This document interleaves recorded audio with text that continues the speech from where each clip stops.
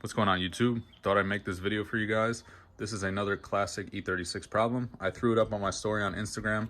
I've done a bunch of these and people ask me how to do it every time, so I felt like this would be a good time to film it.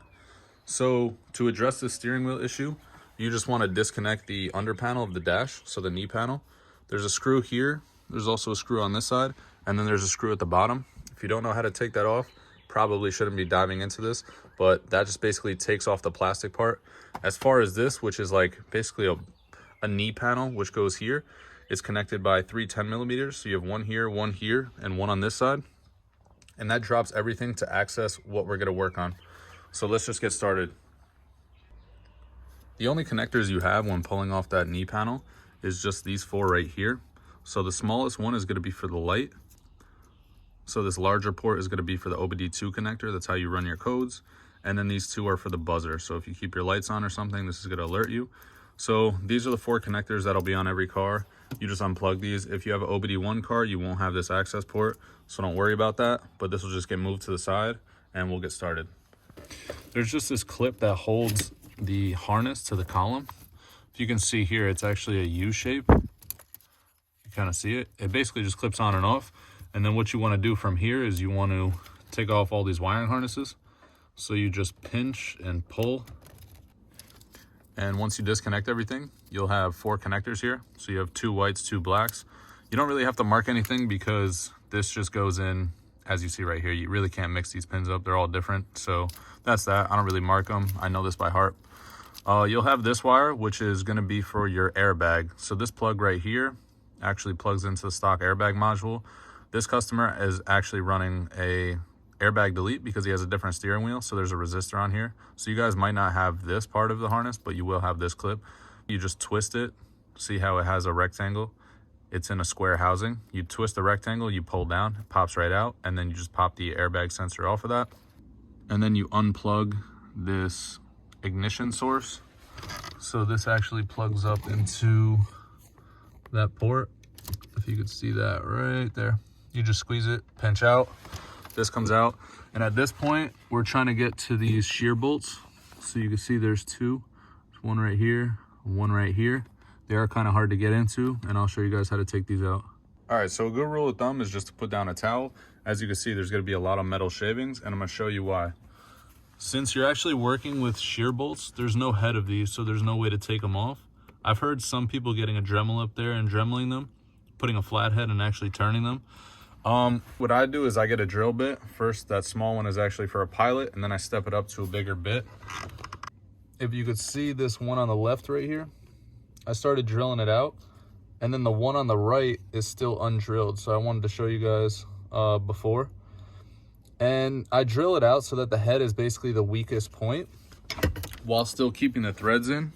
And if you look at this part of the steering wheel, you actually have your dimmer switch. So you could go ahead and take this out, and with this dimmer harness removed, if you still feel like this is in your way, you can actually just push it from the back and it just pops out the front just like this. So this just slides out as one unit, and this gives you a clear shot at that bolt right there. So when you're swinging the hammer, it shouldn't come in contact with anything, but just be mindful.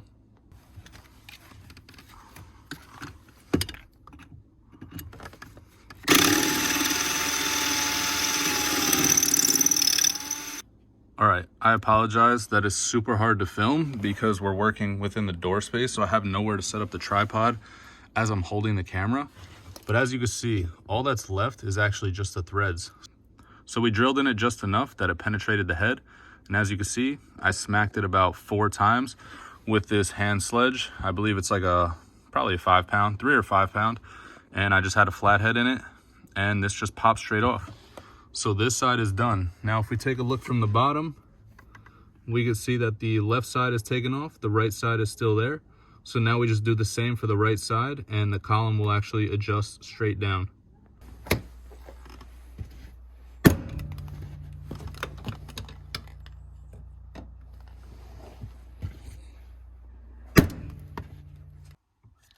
All right, so hopefully that camera angle showed me beating out those shear nuts. So as you can see here, the whole column just drops down once both those nuts are loose.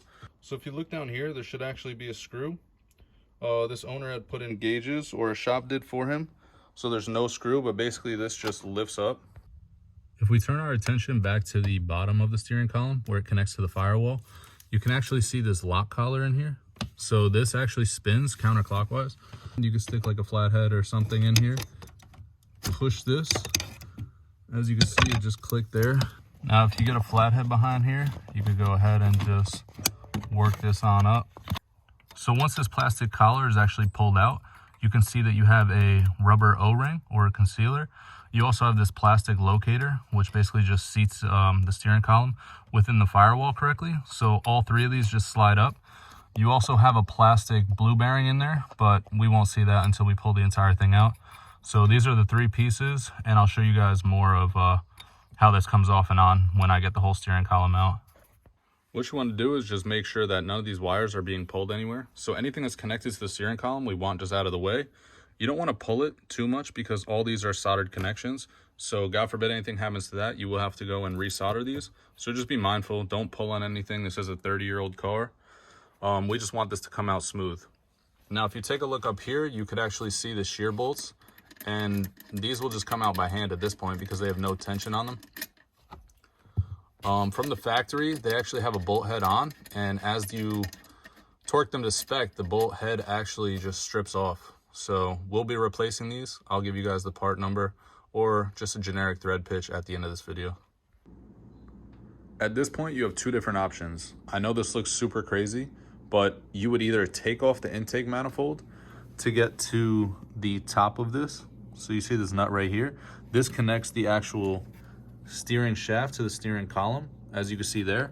Just take out this 13 millimeter. You need a wrench on one side, socket on the other. You take it out and you basically just put a spreader tool, or you could just put a flathead screwdriver and just kind of pry this apart. The same time this pulls out. So I'm doing it this way just because I also have the head disassembled on this car. But again, it's not this in depth. So you could go from the bottom, you could disconnect it from the steering rack. Always make sure to paint mark where you're disconnecting if you want the alignment to be where it was. So if you don't want to redo your alignment, do a paint mark, or else you'll lose the consistency throughout the column. Okay, just taking a look at the underside of the car. We have the steering rack, which is down here. This spline connects to the steering shaft, which is this entire unit. Again, this is the bushing that you guys will also need to replace. And then this will all in turn connect to the steering column. So as you can see here, they have already paint marked it because when they did the oil pan gasket, this was taken off just to drop the subframe. So this is just a 13 millimeter nut. You'll need a socket on one side, a wrench on one side to hold it because these are lock nuts, so you can't just spin them off. You can take both of these off, use a spreader tool. As you can see, they already kind of gouged that up a little bit, but try to be delicate. This is aluminum, so the metal is very malleable. If you can see it right there, the actual steering shaft is disconnected from the column. So we're gonna go back inside the cabin. Now that we're back in the cabin, we can just slide our steering column fully out. Just make sure it doesn't get caught up on anything. And that's that. Just went ahead and threw it up on the workbench. This is the full steering column outside of the car. And you can see these four pieces down here. So we have the plastic retainer. We have this rubber spacer, which also encapsulate, I guess, dust and stuff from out of here. Then you have these two plastic pieces. These will all be taken off. So they just slide down the shaft. All right, so first things first, I'm gonna go ahead and zip this nut off for the steering wheel. This is actually a 16. So that should just come out just like this. You'll have a replacement bolt. After that bolt is out, we could go ahead and slide this rubber sheathing off and basically just take off our steering wheel hub. Again, this is for an aftermarket steering wheel, so this doesn't apply to stock steering wheels. You guys will have a clock spring in here, and that'll be different. This spacer can only go on one way. As you can see, it's beveled right here. So we're gonna go ahead and take that off. I just wanted to give you guys a close-up of this washer coming out, but the bevel is on the back side, so it gets installed just like this. The reason why there's a bevel is because there's a snap ring. So this snap ring in here has to be taken out. So you just find the groove where it's missing. You just get your pry tool and basically pick it out this way towards the front of the column. All right, so I just popped the snap ring. As you can see, there's a washer behind it. So the difference with this washer, it is non-directional. Also, it is aluminum. So this one acts just as a spacer. That comes out, snap ring comes out. You can see the groove that the snap ring was actually in. And now that you have this out, you can actually push this through and it comes out the back side. And here's the spring for the tension before. Now that we pushed it out from the front side, I just went ahead and turned the steering column around, and you could see that we have another seating washer, we have the tension spring, and we have this piece right here. There is another snap ring right in there. This one's super rusty, so that's gonna be fun to get out. And you also have a bearing right here. So let's take out this snap ring first, and then the tension spring and the seating washer will come out. So what I like to do is actually just take a rubber mallet and just hit this. You see this spacer right here? I just go ahead and hit this a few times. That pulls it away from the snap ring. It gives you more room to actually pick it off, or else it'll be super difficult to get in there with the tool. So this was kind of rusted, but we got the C-clip out. At this point, the spacer will actually come off as well.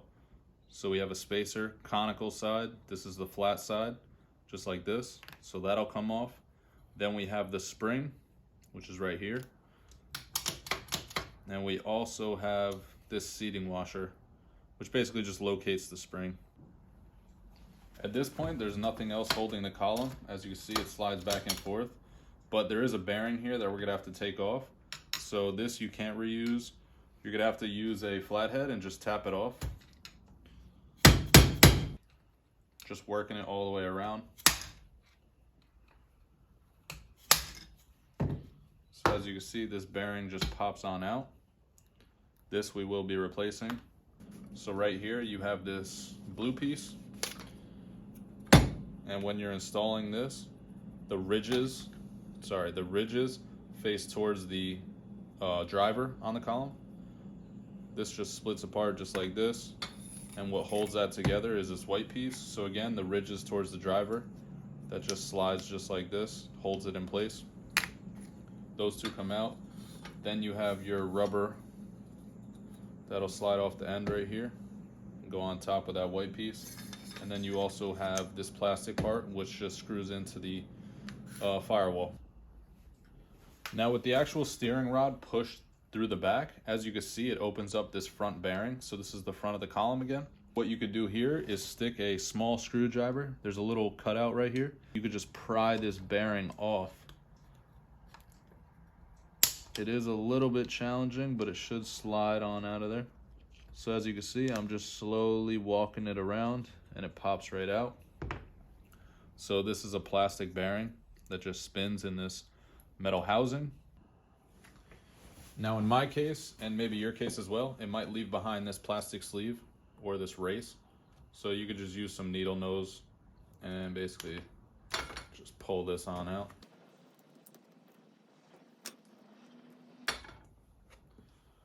So there's your plastic. So this is it. This is the disassembly. We will be getting all new parts, and I will put the part numbers on the screen. I'll be sourcing all this from FCP. So here we have the steering shaft outside of the car. We also have the knuckle that we're going to replace. So as you can see here, I have a brand new OEM unit. Part number right here is 323110929949. So you could also upgrade this with an E34 knuckle. And what that is, it actually just takes out this rubber bushing and it's just one solid aluminum unit. That's a great upgrade for like track cars and stuff like that. This is still a street car and this does give some leeway just in case you got into an accident. So the customer is going with another stock OEM. All right, so we're back underneath the car. And if you guys can see here, there's actually a little indent on the steering rack. That's where the bolt needs to go through. So what I like to do is just slide this knuckle on. And I like to get the bolt holes in a serviceable position underneath the car. That way you don't have to turn the steering knuckle. So this is a good spot. I'm gonna go ahead and slide this on just like this. And basically this bolt hole, I'm trying to line up with the slot on the steering rack. So about right there. Now I'm gonna go ahead and throw this bolt in. All right, so I just have that bolt hand tight and I have it back on the steering rack. Now I'm gonna go ahead and insert the actual steering shaft back into the knuckle. So it's a few days later. Here are all the old parts in this baggie, and here are all the new parts from FCP. So as you can see, they supply most of it. The only thing they don't have is these aluminum and metal spacers, as well as the plastic clip. But all the rest, as far as the bolts, the plastic, stuff like that, it's all replaceable. I'll go ahead and throw the part number up on the screen, or the part numbers, I should say, up on the screen for you guys to view.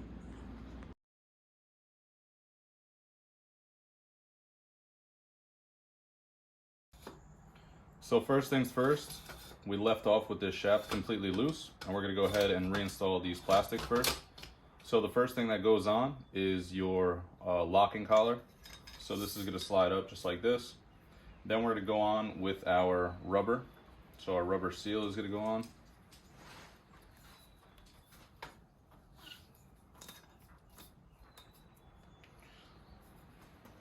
Then we're gonna go on with our white plastic. So the ridges again face towards the driver. So that's gonna go up. Then you're gonna have these two pieces here. So what we're gonna do now is take the blue part, ridges face towards the driver.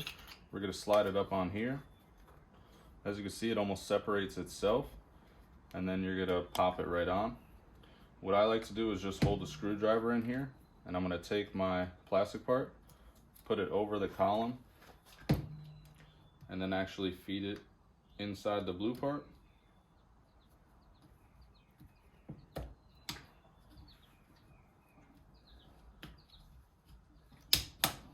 Sometimes it's a little bit tricky, but you just heard it snap in there. So now this piece just slides all the way up like normal. And those are your plastics.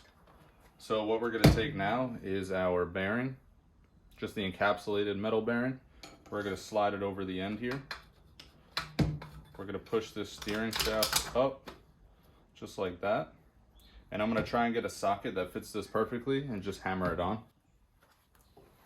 So what I have here is a 30 mil socket. I'm just gonna put it at the end and actually just tap this bearing on. This is the bearing, completely set in its place. So you basically just keep hitting it. There's a lip here, or a little shoulder, that it just sits on. So the pitch will actually change when it's fully seated into the housing. So we're gonna go ahead and install this piece. It's like a spring perch. That's gonna go on first with this cutout face towards the bearing, because it actually slips inside, seats itself inside that bearing. Then we're gonna take our spring. That's gonna sit right on that collar. And we are also going to take this shoulder. So it's like a spacer with a little bevel in it. The bevel is gonna go towards the end of the shaft, just like this. That's gonna slide right on here. And then you're gonna have this smaller C-clip. So there's two C-clips in here. You have a bigger one and a smaller one. The smaller one is what's gonna go on here. And you wanna make sure this is seated all the way on. Once this C-clip is fully sat in its place, we're gonna go ahead and pull up. And as you can see, this is fully locked into place now. It can't go anywhere. All right, so now looking at the top of the steering column, as you can see, this piece is still in here, but it can free float, but it is locked in from the bottom. So now we're gonna go work on the top half. So right now the steering column is on a block of wood. That way I could push down on this spring and it gives me a little bit of play so I could install the top here. So first things first, we're gonna take this plastic bearing. We're gonna slide it on down over the top. And this should just go into place. You will need to seat it. So with the bearing just sat in there, I'm gonna take a 36 millimeter socket and I'm just gonna hit this bearing into place.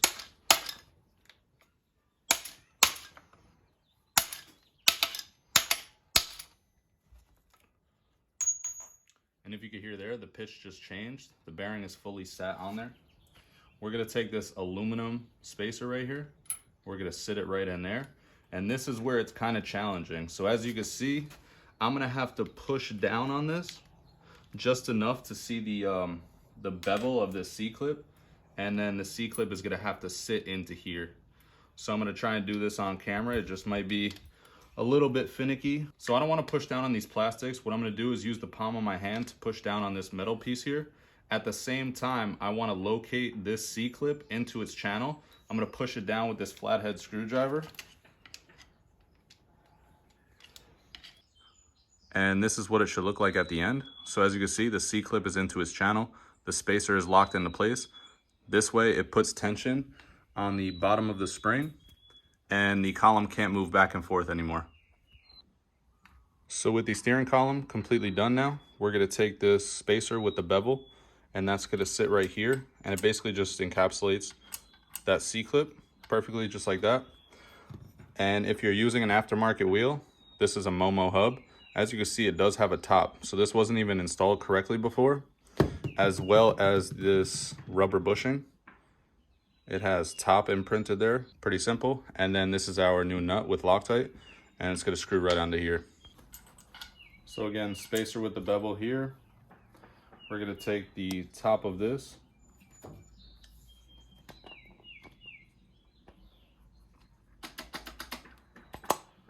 we're going to fit it right to the top. Once this hub is on, we're going to go ahead and install this. This is actually a T60 on the updated ones instead of the regular 16 millimeter. So we're going to go ahead and spin this on. All right, so instead of these studs that we drilled out before, we're going to go ahead and replace those with these BMW bolts right here.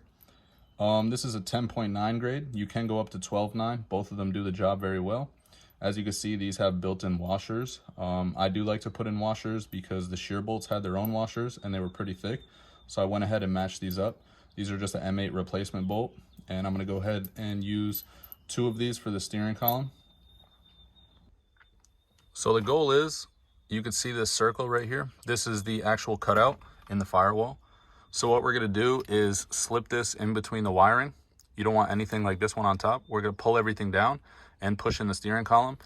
All the wires that were on top are already tied in. This is for external gauges, so it doesn't matter. This won't be in your case. You just want to make sure that these are actually to the left side of it. And we're going to go ahead and slide the steering column right through the hole. Now, before we install these bolts, we want to make sure that these spacers on the steering column are still into place. We want all these pushed up a pretty good amount just so we have some clearance as we push in. So I'm going to go ahead and slide this on in. So I just want to note that you see this little bent piece of metal? That'll actually go up in here. So what you do is you pick it up and it kind of just catches right in there. It's very hard to see, but if you just try and go up with the steering column, it's going to keep hitting. So you basically go out and then in, and then that aligns these bolt holes right here. So just keep in mind when you're reinstalling this that needs to happen. If it doesn't happen, your steering column is installed incorrectly and will not bolt up properly. So as you can see, I have one of the left bolts threaded. Now I'm going to go ahead and insert this right bolt. So I went ahead and just slid on the steering rack. And as you can see, I slid it up on the steering column so that it's just at the point where the bolt can actually slip through. There's a little cutout right here. I'm gonna go ahead, take this bolt and just put it in there, just like this. Slides right in, no problem. And then I'm gonna put the nut on the back side of it. All right, so at this point, we have the column bolts up here that are not tightened all the way. They're just hand threaded. And we still have to locate all of these. So first things first, I'm going to take the blue plastic piece and I'm going to slide it into the housing just like this. Slide that all the way down. Then I'm going to take my white, slide that all the way down. You just want to push this into place. So with the plastics in place, we're going to go ahead and just slide this rubber down. We don't want to pinch it or roll it in on itself. We just want it to sit in the housing. With the rubber fully in place, we could take our lock collar and you just locate it. You want to push down, like push towards the firewall the same time as you turn it. So this is what the plastic lock collar should look like. The middle is here and it is turned about, I'd say like 30 degrees. So this is locked into place. It is a little bit difficult to spin. If you put a flathead here and just tap it with a hammer, basically just turns it, but you can also turn it by hand. It's just a little bit more difficult. With everything on the bottom half done, as you can see, the steering still has a little bit of play. That's because we didn't tighten up the bolts. So what I'm going to do is get this steering column as centered as I can to the middle of the dashboard. And then I'm going to go ahead and tighten those 2 column bolts. There's no torque spec on these just because we're not using the factory bolts anymore, nor do they shear the head. So you just want to get them pretty snug. You just don't want them to fall out, but that's good. Last thing we need to do is just plug in this stuff before we connect the column. So again, you guys won't have this wiring because this is for external gauges. We're gonna go ahead and take this black and we're gonna insert it into the black connector, 4-pin to 4-pin. Make sure you hear the snap into place just like that. Now we're gonna take our white, so the one with the most amount of pins that matches up with this. Again, you can't mix these up. There's only one way. And then white to white. So this other black connector actually just slides on. So as you can see, it just clips onto this harness. And again, we have another black connector for that. So we're gonna go ahead and plug that in, just like that. And then this was for the ignition. So what I'm gonna do, now that we have all this back up, we're gonna go ahead and just clip it back up there. So now it's on the steering column. I just wanna give you guys a little bit better of a view. But if you could see, there's a little notch right here. And there's also a notch in the steering column. So if I move this, you see that little indent right here? So this indent actually matches up with the connector just to locate it, and it doesn't slide back and forth. The only thing left to complete this job is just to tuck this wiring harness right into the plastic connection in which it was. So again, this just sits in these as well. So all of this is just gonna slide into here, and then I'm gonna zip tie it. It is Tessa taped from the factory, but again, this is just another solution just to get it all up there. But basically you just want all these wires tucked into this plastic housing. So this is what the completed harness looks like, as well as the wheel being back on. All right, so now that we completed the job, if we actually hold the steering wheel firmly here and try and pitch it up and down, as you can see, there's absolutely no play in the column itself. Also, we still have the steering wheel lock because there is no key in the ignition. So this job is complete. Everything functions as it would factory. The steering is very tight. Again, no play in the column. There's no shake in the wheel, anything like that. So this is job complete. Thank you guys for watching the video. If you have any questions, comments, please leave them down below. These are 30-year-old cars, and everything is a wear item at this point, especially if you're tracking this car. So I hope I helped you guys, and thank you so much.